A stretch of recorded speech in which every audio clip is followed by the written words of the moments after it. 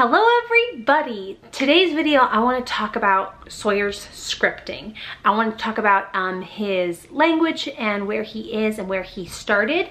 So but the scripting is like the main focus because I think it's very fascinating and interesting what he does and how he uses his language and how he's trying to learn. And so let's get into it. Let's start with his scripting. So what is scripting? Scripting is something where it's like a repetitive over and over again that they do over and over and over again with phrases or words. A lot of the times they get it from like TV, iPad, something maybe me and Will say, but for some reason autistic kids, mostly from what I've seen, are the ones that script a lot. And from what I've researched, it's just them trying to figure out language. They're trying to figure out what is appropriate, trying to get words out. They're kind of just using their language even though it might not be appropriate or it might not be, you know, socially acceptable, but they do it. So what is Sawyer's script mostly? Sawyer loves letters, he loves numbers, he scripts those all the time. And if you are new here, he is 5 years old. He's very good at math. He's very good at reading. He loves academia. The kid is obsessed. So what he does most of the day is on his tablet, he has learning like musical songs and like videos he watches on YouTube Kids, and he watches those over and over and over and over and over and over and over again. He has puzzles that he puts things to, and he will sing those songs, listen to those songs over and over again. And then when he's usually not on those devices, we will hear him singing those songs over and over again. Like I have one in my head, uppercase A, call me big A, big A. Like he does this all the time. And you know, it might not be exactly what scripting is, but it is, because as soon as that tablet is off, he is doing that over and over and over and over again. Another thing with scripting I've noticed with Sawyer is that he will answer questions that I've asked him even though he might not understand or might not even be listening. I have a clip that I'm going to add here. Sawyer, can I ask you a few questions? No. No? Can I ask you a few questions? Nope. Yes. Yes. You can see how he, my questions weren't very inventive. I kind of was like trying to think of things that he would try to answer, but how all were yes.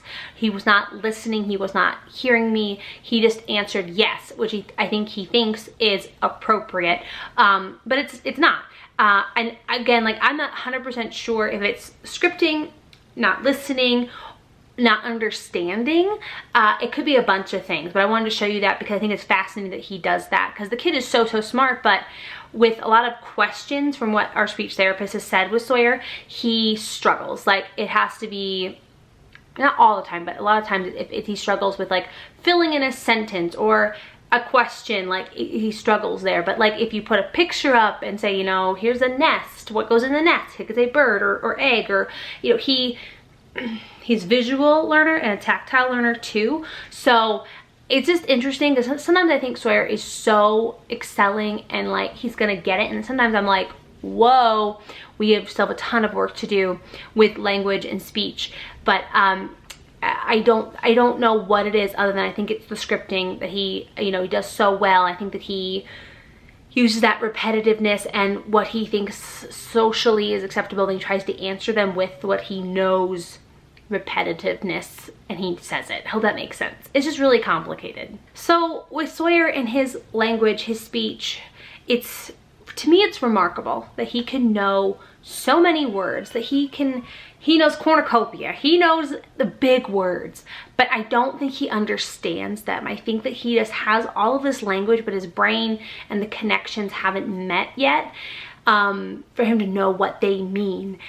So he struggles, you know, because he's so verbal, but it doesn't connect. Now I want to talk about Sawyer's speech and where he has started and where he is now. Sawyer was totally typical until he was 1, and then after 1 we started seeing major regressions. Like he had mama and dada, you know, he had eye contact and all that stuff, but then regression, where at the point when he was, I think, almost 4, we literally didn't have many words at all, which was very scary.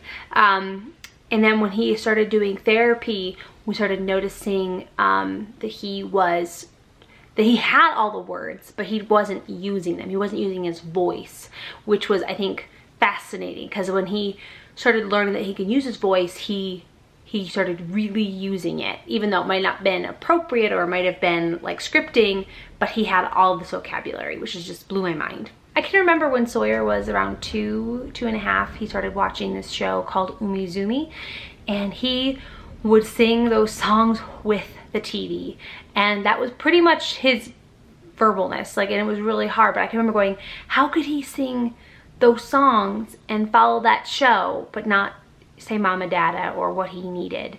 It was a really interesting time, because I was in denial about his diagnosis, and I didn't know what was going on. Doctor said just be patient. So it was just weird. Like, I was like, oh, that's a good sign. That's a good sign that he can repeat a song, but he can't do anything else.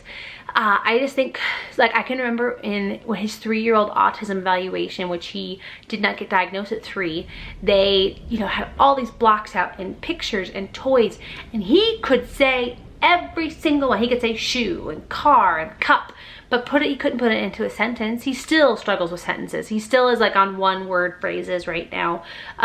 Maybe 2, like I want cookie, or well, he doesn't want cookies.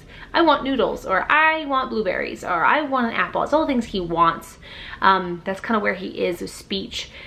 Now, when he was littler, it was just single words like puzzle, but he knew all the words. So everyone was very impressed with him that he knew these big words, but they didn't look at the sentence structure. He had no sentences. He just single words. So again, that's why if you watched his diagnosis story, I think that's why they said give him more time, give him more time.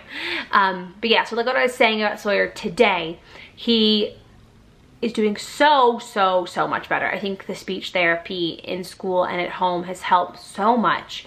We're working on sentences, we're working on feelings and emotions and expressions, and you know, when he gets frustrated, to use his words instead of like his body when he gets into a meltdown, instead of falling to the ground when he's upset, trying to get those language skills out, because he needs it so much to express. And that's like one of the things I struggle with him, is like how he can express his language in the appropriate way, because he doesn't. He usually just yells at me and goes bah, you know, so it's not, you know, it's definitely not working right now in that sense. But yeah, he has, you know, 2 to 3 words he can do pretty well. He can usually answer yes and no questions, but again, I don't know if he's hearing properly, or if he's absorbing properly, or if he's just scripting when he's answering questions. It's really hard to know what's going on, because sometimes he answers correctly and you're like, does he understand? And then you go, hey Sawyer, did you jump off a bridge today? Yes. And you're like, no you didn't.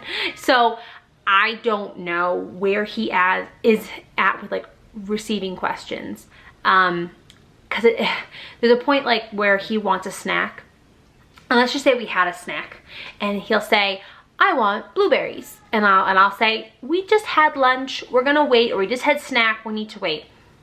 Okay, I want blueberries. Okay Sawyer, we just had snack, we need to wait. Oh, okay, I want noodles. So again, that's exactly how it goes every single day. So again, I think it's partly scripting, partly not absorbing what I'm saying. There's a bunch of things going on here. That's why he's in speech therapy. So I really wanted to share this. I'm gonna try to add some more clips in if I can of Sawyer doing this, especially with the food thing. It's very fascinating when he does it, because it's just, it's hard not to get frustrated as a parent and trying to stay patient that he really can't help what he's doing, but he does it all the time. And you can't just say, no, not now, or we need to wait a minute. Usually it turns into just the keep asking over and over again. It's gotten a lot better with the meltdowns. It used to just be crying fit until he got his way, but then I thought it's when he was listening and he was understanding, but I think it was just part of the autism thing, you know, not understanding. He would just fall down because he wasn't getting his way. So I'm still learning this autism journey with Sawyer. It's just every day so new. I never know what's coming at me with him sometimes. I am very blessed that he has an amazing language base. I don't know what that means for his future. I'm hoping conversations and feelings and all the things. I don't know. But Sawyer, you know, he might surprise us and he could blow us all away. I hope so. But yeah, I'm gonna try to add more videos if I can of him. And if you have any questions about scripting or verbal stuff about Sawyer, I'd love to answer them if I can. Please follow me on all my social media, TikTok, Instagram, Facebook. I'd love to have you there, and we'll see you next time, guys. And please don't forget, you all are wonderful. Bye. Sawyer, what'd you do in speech today? Huh? What'd you do in speech? Kathy. Kathy? Sawyer, did you read a blank? Yes. What? I help everyone better. You helped everyone better. Not me? You did too. Sawyer, did you jump up and down? Yes. Did you fly a kite? Yes. Did you ride a bike? Yes. Did you do a jig? Yes. Did you eat noodles? Yes. Did you touch your toes? Yes. Did you eat pizza? Yes. Did you eat a snake?